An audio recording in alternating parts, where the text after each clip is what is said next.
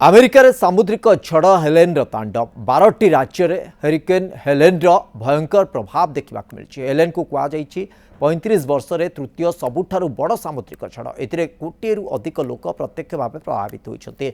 5 जनकर प्राणहानि घटी। 6 राज्य में एमरजेंसी घोषणा कर अमेरिका सरकार। Florida, Georgia, north Carolina, south Carolina, Virginia, Alabama व्यापक क्षयक्षति होती। एसबू राज्य में 1000 रु अधिक विमान चलाचल को रद्द कर। आज सकाळे हेलेन फ्लोरिडा उपकूल अतिक्रम करने बेले यही समय पवन बेग 225 किलोमीटर रही।